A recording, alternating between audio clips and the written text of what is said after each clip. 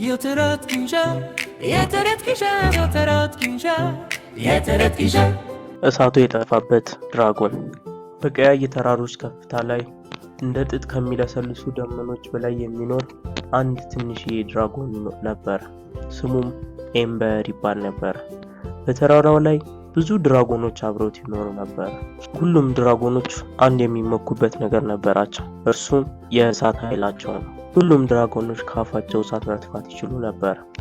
ታላላቅ ድራጎኖች ሰማያዊና ፀሐይ የሚያበራ እሳት ይደፉ ነበር፣ ልክ እንደ ፀሐይ የሚያበራ እሳት። ነገር ግን ኤምበር አንድ ሚስጥር ነበር፣ እሱ እሳቱን ይፈራው ነበር። ኤምበር እሳት ለመተንፈስ ሲሞክር ሁልጊዜ አንድ እንግዳ ነገር ይፈጠር ነበር፣ አይሳካለትም። እሺ እችላለሁ፣ ኤምበር በቀስታ ትልቅ ትንፋሽ አወጣ። ኃይለኛ የእሳት ይልቅ ከአፍንጫው የሚበር ትናንሽ የእሳት ነጠብጣቦች ነበር የሚወጡ። እንደ ሌሎቹ ድራጎኖች ትላልቅ እሳቶችን መጥፋት አልቻለም ነበር። ሌሎች ድራጎኖችም ይህን ተመለከቱ፣ ኤምበር ላይ በጣም ተሳለቁበት። አያችሁት? አለ አንዱ ድራጎን፣ እሳት ከመተንፈስ ይልቅ ዝም ብሎ ማስነጠስ ነው የሚችለው አለ ሌላኛው ደግሞ ድራጎን። ኤምበር ክንፎቹን ዝቅ አደረገ። እውነተኛ ድራጎን ብሆን ብዬ እመኛለሁ አለ።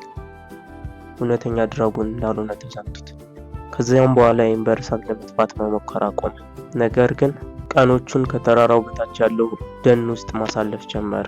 ከእንስሳቱ ጋር ጓደኛ ሆነ፣ ከጥንቸል፣ ከወፎች እና ከጥበበኛው ኤሊ ጋር።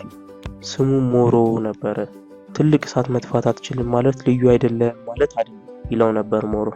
ነገር ግን ኤምበር በዚህ ንግግሩ ብዙም ደስተኛ አይሆንም ነበር። አንድ ክረምት ሌሊት ኃይለኛ ነፋስ ተራሮቹን ላይ ነፈሰ። አንድ የበረዶ አውሬ ነበር፣ ከበረዶና ከክረምት የተሰራ ፍጡር። የሚሄድበት ቦታ ሁሉ ወንዞቹ ይቀዘቅዙ ነበር፣ ዛፎቹም ወደ በረዶ ይቀየሩ ነበር። ድራጎኖቹም ሁሉ ተሰብስበው ይህንን ኃይለኛ ፍጥረት ለማስቆም ሞከሩ። ሁሉም እሳት መጥፋት ጀመሩ። ትልቅ እሳት ወደ ሰማይ ተነሳ። ነገር ግን አውሬው ከዚያ የበለጠ ብርድ ሆነ፣ ቃዛ ሆነ። ከዚያም የነሱን እሳት በበረዶ አጠፋባቸው። ደኑም እጅግ በጣም መቀዝቀዝ ጀመረ። እንስሳቱም ወደ ኤምበር ሮጡ። ኤምበር እባክህ እርዳን አሉ አሞራዎቹ። ቤቶቻቸውን በበረዶ ተሸፈኑ። ወፎቹም በጣም መጮህ ጀመሩ። ኤምበር ልቡ በፍጥነት መምታት ጀመረ። ግን እኔ እሳት መጥፋት አልችልም አለ። ሞሮም በአግርሞት ተመለከተው። ምናልባት እሳት በተለየ መንገድ ይሰራ ይሆናል አለ። ከዚያም ኤምበር ወደ ተራራው ወደ ትልቁ አውሬ በረረ። ከዚያም ኤምበር እሳት ለመጥፋት መሞከር ጀመረ። መሞከር አለብኝ አለ። ትልቅ ንፋስ አወጣ፣ አስነጠሰው። የሚያበራ እሳት ወደ አየሩ ተበተነ። አስደናቂ ነገር ተፈጠረ። እነዚያ ትናንሽ የእሳት ነጠብጣቦች እንደ ኮከብ ብርሃን በአየር ላይ ተበተኑ። በበረዶም ላይ ሲወድቁ በረዶው ማሟሟት ጀመረ። አውሬው ዝቅ አለ። ኤምበር እንደገና አስነጠሰ። በተጨማሪም የሚያበራ እሳት ሰማዩን ሞላ። በረዶ ተሰነጠቀ። ወፎቹም መሟሟቅ ጀመሩ።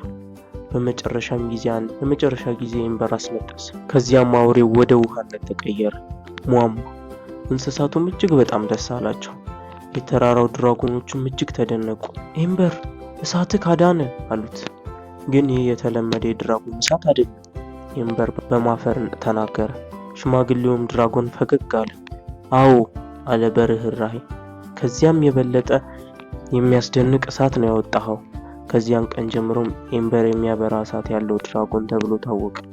ክረምት በፍጥነት ሲመጣ ሁልጊዜ ኤምበር ወደ ሰማይ ይበራል፣ ትልቅ ትንፋሽም ይወስዳል፣ ከዚያም ያስነጥሳል። የሚያበራ የእሳት ተራሮች ላይ ክንፎቹን ይዘረጋል፣ ከዚያም ተራራውን እንደገና ያሞቃል።